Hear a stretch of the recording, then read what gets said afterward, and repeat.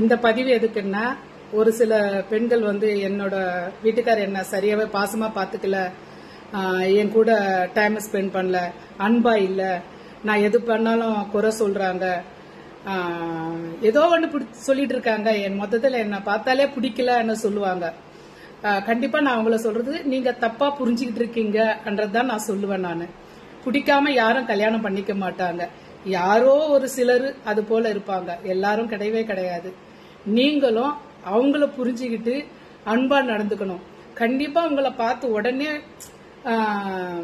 ஆரம்பத்துல நல்லா இருந்து திடீர்னு உங்களை பார்த்து பிடிக்கலன்னா அப்ப நீங்க ஏதோ நடந்துக்கிற விதத்துல தான் இருக்கும். கண்டிப்பா அவங்க கஷ்டப்படுற மாதிரி நீங்க ஏதாவது பேசலாம், இல்லன்னா அவங்க வீட்டுல இருக்கிறவங்களை கஷ்டப்படுத்துற மாதிரி ஏதாவது பண்ணலாம். அதெல்லாம் சின்ன சின்னது தான், பெருசா எதுவுமே இருக்காது. கேட்டா நீங்க அட்ஜஸ்ட் பண்ணி புரிஞ்சு நடந்துங்கன்னா நீங்க என்ன சொல்லுவீங்க, நாங்க அடிமை கிடையாது, நாங்க அப்படி நடந்துக்கிறதுக்கு அடிமை கிடையாது, எங்களை மாதிரி இவங்க வீட்டுக்கு அடிமையா இருக்க அனுப்பிச்சாங்களான்னு இந்த மாதிரி ரூல்ஸ் மாதிரியால பேசுறது.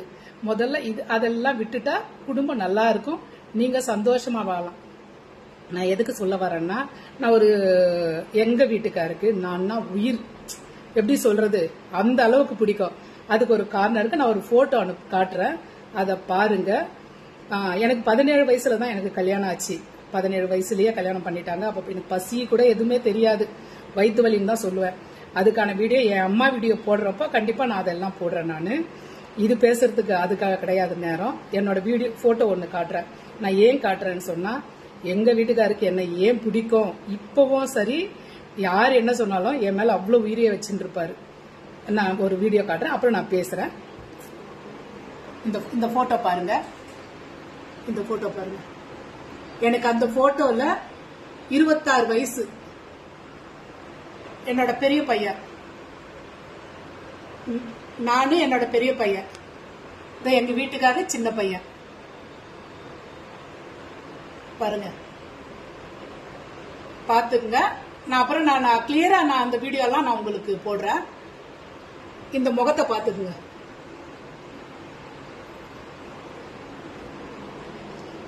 அந்த முகத்தை பாத்தீங்களா?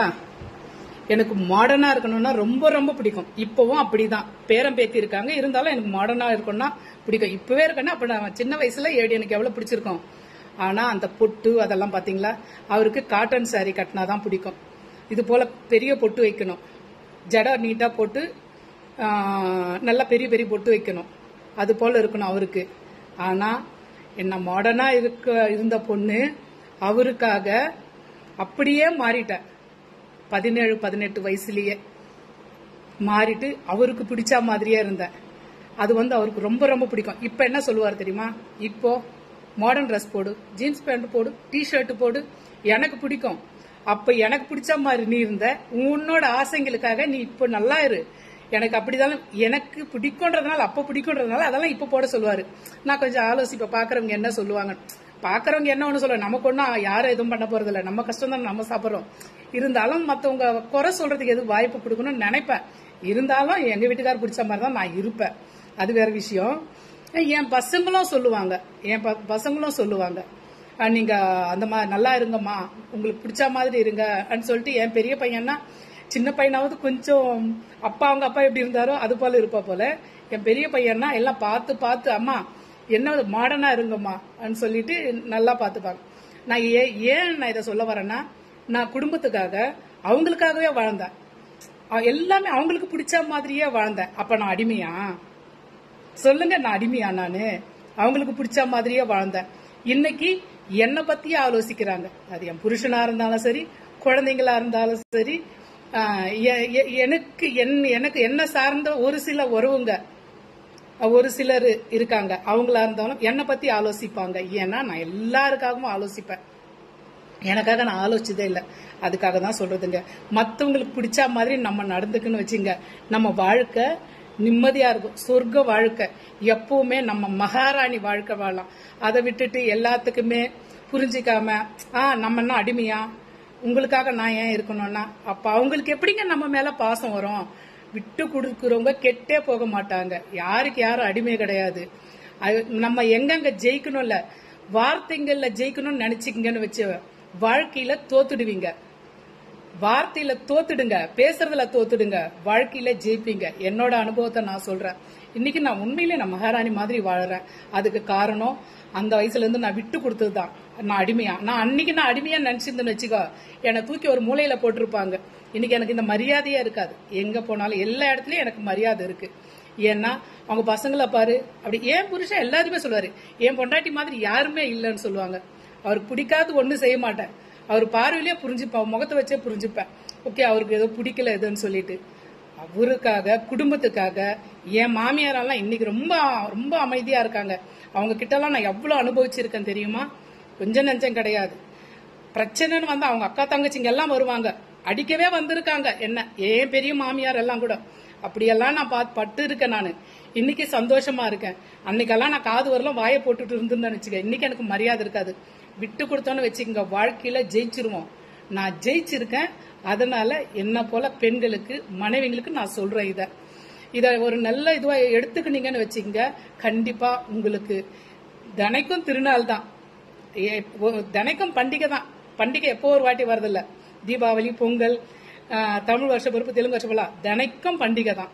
அதனால விட்டு கொடுத்து போங்க, புரிஞ்சு நடந்துங்க. ஏன் புருஷனுக்கு ஒரு சிலருக்கு வந்து பிடிக்காது, அவங்க வீட்டுல இருக்கிறவங்கள ஏதாவது கொஞ்சம் கஷ்டப்படுத்தினாலோ மரியாதை கொடுக்கலன்னா கூட பிடிக்காது. புருஷனுக்காக விட்டு கொடுத்து போங்க, தப்பு இல்லையே. புருஷன் மட்டும் வேணும்னு நினைக்கிறீங்களா? அப்ப அவங்க இல்லாம வந்துருவாங்களா? கொஞ்சம் ஆலோசிப்போம். இப்ப என் புருஷன் மட்டுமே வேணும், என் மாமியாரெல்லாம் வேணான்னு நானும் அப்ப நினைச்சிருந்தேன். வேணான்னா புருஷன் எங்க இருந்து வந்தாரு? அவங்க எல்லாம் இருக்கிறதால தானே வந்தாங்க. அது போல எல்லாருமே வேணும்னு நினைங்க. அப்ப உங்க புருஷன் ஆலோசிப்பாங்க, அப்பா நம்ம பொண்டாட்டி எல்லார்கிட்டயுமே சரி, யார் எப்படி இருந்தாலும் எவ்வளவு புரிஞ்சு நடக்கணும். முதல்ல புருஷன் மனசுல இடத்த பிடிக்க பாருங்க, கண்டிப்பா. அதனால நடிக்காதீங்க.